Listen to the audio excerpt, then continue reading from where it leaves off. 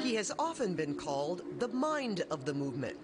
Reverend James Lawson has dedicated his life to the fight for freedom and equality. I grew up in an atmosphere of love and compassion in the black church, in my family. From the age of 4, knew that I was going to be fighting racism and prejudice. Lawson grew up in Ohio. His biggest influence, his father. He was an activist pastor. Wherever he went, he organized an NAACP. This is the 20s and the 30s. Lawson says by junior high, he knew that he too would be a pastor. So when he was called into the draft, he resisted, serving 2 years in prison during the Korean War. Once paroled, Lawson studied in India, where he learned Mahatma Gandhi's principles of nonviolence. Shortly after, he met Dr. Martin Luther King Jr. We were spiritual brothers in every way that that's possible. Dr. King urged Lawson to join the civil rights movement in the South.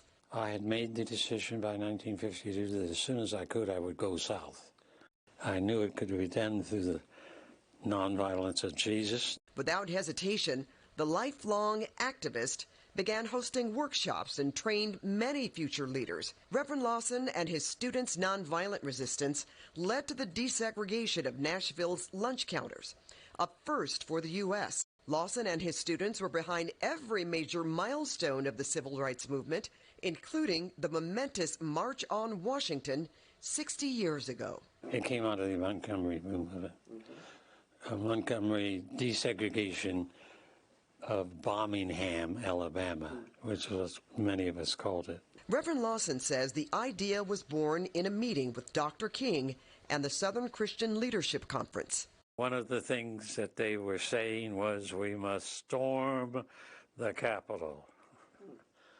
We must surround Congress with 1 million people.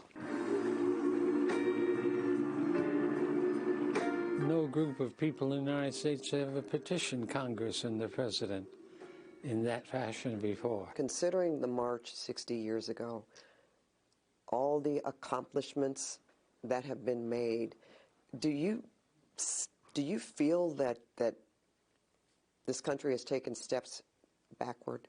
No. You still see progress? Of course. All over the world, all over the country. And he believes that church is still where the movement is strongest. Black preachers are still saying, you're not a slave. You're a child of God. You're somebody. That's the one place where it is happening, universally. In Los Angeles, I'm Pat Harvey.